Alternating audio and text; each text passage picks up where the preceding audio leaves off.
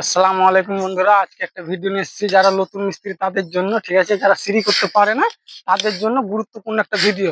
মাপজুপের জন্য ওদের সুবিধা হবে। ঠিক আছে, এই ভিডিওটা দেখলে ওরা সিঁড়ি করতে পারবে। তো ক্যামেরাম্যান এদিকে দিয়ে এসো। দেখেন সিঁড়ি করেছি। ঠিক আছে, এই সিঁড়িটাতে 11টা ধাপ হবে। ঠিক আছে, 11টা ধাপ হতে গেলে হাইট কতটা লাগবে কত মিস্ত্রি জানে না।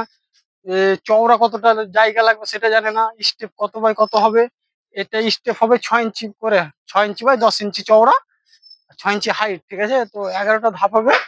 দেখেন হাইট আমাদের করা আছে 5 ফুট 1 ইঞ্চি তলাটা, আর উপরকার চাতাল হবে 5 ইঞ্চি দিয়ে হবে 11টা ধাপ। ঠিক আছে, তো আপনাদেরকে দেখাচ্ছি এখান থেকে আমার 100 ইঞ্চি জায়গা দেওয়া আছে এই পর্যন্ত।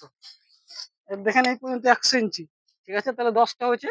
আর এটা 10 ইঞ্চি পিছিয়ে মারতে গেলে 11টা ধাপ হবে, নাহলে ল্যান্ডিংটা মিলবে না। ঠিক আছে, ওই জন্য আমি 10 ইঞ্চি পিছিয়ে 110 ইঞ্চি ওই মাথা থেকে নিয়েছি। মানে যেখানে করবেন মেঝে থেকে হাইটটা নেবেন, তাহলে ধাপটা করতে সুবিধা হবে। ঠিক আছে, আর ধাপগুলো হবে পারফেক্ট 6 ইঞ্চি করে। তো এটা আমার পিটা হয়ে গেছে। আজকে রড বেঁধবো, কালকে ঢালাই করবো ধাপ মেরে। তো পরের ভিডিওতে আপনারা ধাপগুলো দেখাবো কেমন হচ্ছে। অবশ্যই আপনারা একটু দেখবেন। ঠিক আছে, তারপর কেমন সিঁড়িটা হয়েছে অবশ্যই আপনারা কমেন্টে জানাবেন। তো একটু ভিডিওটা ভালো, যারা নতুন মিস্ত্রি তাদের জন্য খুব গুরুত্বপূর্ণ। ঠিক আছে, তো আপনারা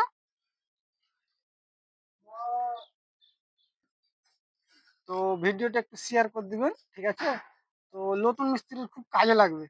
তো কালকে দেখাবো ধাপ মারাটা আর সিঁড়ি কেমন স্টেপটা হয়। ঠিক আছে, তো আপনারা আগামী কালকে দেখাবো। আসসালামু আলাইকুম।